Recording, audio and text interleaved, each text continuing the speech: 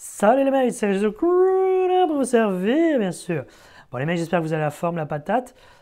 Aujourd'hui les mecs, dans cette vidéo, on voit un entretien d'embauche spécifique pour les cabinets de conseil, les cabinets d'audit. Alors moi, je vais pouvoir m'inspirer de mon histoire personnelle, puisque moi j'ai commencé ma carrière en audit, ok, et après je me suis réorienté vers les cabinets de conseil, alors même les ESN, donc cabinets de conseil en informatique, en IT, alors plutôt côté commercial par la suite, mais voilà, j'ai vu les entretiens dans ces deux types de cabinets et je voudrais un peu vous faire partager mon expérience pour vous dire un peu comment ça va se passer, que vous voyez un peu l'envers du décor. Alors, rentrons tout de suite dans le vif du sujet. Les mates, il y aura toujours, quasiment toujours, des entretiens en deux étapes. Ok, donc d'abord avec les RH, avec les ressources humaines, ensuite avec un manager. Alors, en cabinet d'audit, ce sera quasiment toujours vrai. D'accord? RH puis manager. Et sur des créneaux différents, sur des jours différents. Sur les cabinets de conseil, surtout si vous tombez dans des plus petites structures, plus agiles, on va dire, il se peut que vous voyez directement le manager ou que vous voyez l'ARH ou le RH et juste après, ok, sur le même créneau, c'est juste que ça dure moins longtemps pour les RH, ça dure peut-être une demi-heure, et juste après, vous voyez le manager. Pourquoi? Parce que, mais moi je le faisais très souvent, c'est quand on tombe sur un très bon profil, on n'a pas envie de perdre 3 jours, une semaine et de faire revenir la personne plus tard, sachant que si c'est un très bon profil, la personne va être très demandée et risque de signer entre-temps ailleurs. Donc ça n'a aucun intérêt. Donc c'est pour ça que on fait rencontrer l'ARH. Si l'ARH valide, hop, directement, si le manager est disponible, vous rencontrez le manager. Okay, ça, c'est un process qui se fait assez bien. Ensuite, je voulais vous dire un petit peu comment ça va fonctionner. Quand vous voyez l'ARH, ça ne sert à rien d'être trop technique sur votre métier, si vous voulez. Okay, là, on va décaler un petit peu. L'ARH, qu'est-ce qu'elle va vouloir valider? Elle va vouloir valider le pourquoi. D'accord? Pourquoi vous voulez faire de l'audit? Pourquoi vous voulez faire du conseil? D'accord? Donc il y a le pourquoi plus global, on va dire, et après il y a le pourquoi chez KPMG par exemple. D'accord? Pourquoi KPMG? Et pourquoi pas Price, Ernst Co. Ok? Donc ça, c'est avec les RH, si vous préparez bien sur ces deux points-là, vous aurez fait le plus dur, d'accord? Vous allez avoir certainement, bien évidemment, une petite question en anglais. Désolé pour mon écriture. Une petite question en anglais, d'accord? Donc préparez-vous. Là, il y a pas mal de vidéos sur la chaîne. Préparez-vous à avoir un petit speech en anglais. Et alors, il ne faut pas rester par cœur, bien évidemment, mais des phrases sur lesquelles vous pouvez appuyer, des mots de vocabulaire que vous connaissez bien, histoire de faciliter le switch du français vers l'anglais. D'accord? C'est juste ça. Donc voilà, le pourquoi, l'anglais, avec ça, vous êtes pas mal, mais attendez-vous vraiment à la question pourquoi ce cabinet en particulier et allez vous renseigner de manière très précise sur le cabinet pour voir à chaque fois qu'est-ce que vous pouvez faire ressortir comme argument par rapport à la concurrence. D'accord? Il faut que ce soit des arguments qui tiennent la route. D'accord? Donc à chaque fois que vous rentrez, parce qu'on sait très bien, hein, quand vous allez passer les entretiens chez KPMG, il y a fort à parier que vous ayez postulé également chez Price, chez Ernst, etc., chez Mazars. Et du coup, voilà, ils savent très bien que vous postulez ailleurs. Donc qu'est-ce qui va faire que vous aurez plus envie d'aller ici qu'à la concurrence? Ça, c'est très important. Ensuite, les mates, vous avez le manager. Alors, pareil, on va distinguer audit et conseil. Sur l'audit, moi j'avais eu par exemple un petit cas pratique. D'accord? Donc, ça se fait toujours. Vous pouvez avoir un petit cas pratique et on vous pose quelques questions. sur de la compta. Après, ça dépend ce que vous voulez faire exactement en audit. Mais voilà, logiquement, ce sera des questions un peu de culture G en compta. D'accord? C'est rien de bien méchant, mais il faut arriver un minimum préparé. De toute façon, si c'est un métier que vous voulez faire, logiquement, vous avez quand même quelques bases. D'accord? Ok, donc petit cas pratique avec le manager. Et après, ça va être beaucoup, les questions, on vous les a posées un peu ici. Là, ce sera beaucoup des questions, ce sera beaucoup vos questions. D'accord? Donc c'est à vous de poser des questions pour savoir voilà, comment ça se passe au quotidien. Alors rien ne vous empêche déjà de vous renseigner à l'avance bien évidemment, mais posez des questions les plus pertinentes possibles pour voir si le mode de fonctionnement, etc., ça va vous plaire. D'accord? Vous n'êtes pas sans savoir que il peut y avoir pas mal de déplacements, surtout si vous êtes en province. Ok, voilà, ce sont des choses qui ne conviennent pas forcément à tout le monde. Mettez bien en évidence, surtout pour l'audit, votre capacité, votre esprit d'équipe, okay, le fait que vous aimez travailler en équipe, ça va être super important parce que vous serez toujours en équipe, ce qui n'est pas forcément vrai dans le monde du conseil. Enfin, vous serez aussi en équipe, mais ça peut arriver que vous ne le soyez pas.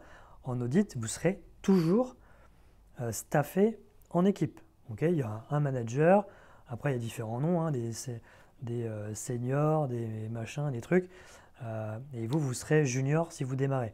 Mais il y aura toujours du monde avec vous. Donc ça, c'est super important. Faites ressortir ça absolument dans toutes vos expériences. D'accord? Donc ça, c'est pour la partie audit. Ok, donc si on résume pour l'audit, il y a cas pratique, donc des questions de base sur la comptabilité, vos questions que vous devez poser, d'accord? Parce que les questions du manager, ça va encore être pourquoi vous êtes intéressé, d'accord? Donc ça, logiquement, vous êtes déjà un peu préparé avec l'entretien RH. D'accord? Donc sachez raconter, si vous êtes allé sur mes vidéos, sachez raconter votre histoire, d'accord? Et essayez de démontrer en quoi ce que vous avez fait par le passé, ça peut être des stages, ce que vous voulez, ce que vous voulez faire aujourd'hui, donc de l'audit, et ce que vous voulez faire demain, admettons manager en audit, senior manager, etc., ou contrôleur de gestion, DAF, ce que vous voulez. Expliquer ce parcours, la cohérence de ce parcours, et en quoi c'est une suite logique qui fait que c'est tout naturellement que vous vous présentez aujourd'hui face à eux pour un poste d'auditeur, ok, dans un Big Five. D'accord? Donc ça, c'est pour l'audit. Pour le conseil, vous pouvez avoir en plus, notamment si c'est du conseil en IT, vous pouvez avoir, on va le mettre là, pour le conseil, vous pouvez avoir des tests aussi, mais plutôt des tests. Alors si vous avez un profil technique, vous allez pouvoir des tests OK, IT, donc sur du dev, d'accord, pour voir concrètement vos connaissances. Ça peut être vos connaissances sur un langage, ça peut être vos connaissances sur les bases de données, sur des méthodologies de projet, d'accord. Donc ça, ce sont des connaissances un petit peu globales. Mais pareil pour le conseil, restez avec les RH, restez focus sur vos motivations, d'accord, pourquoi vous êtes intéressé, etc. Ne rentrez pas dans le détail, sinon vous allez saouler la personne, vous allez la perdre, ça ne sert à rien, d'accord. Gardez tout ce qui est plutôt technique dans votre domaine pour le manager, d'accord.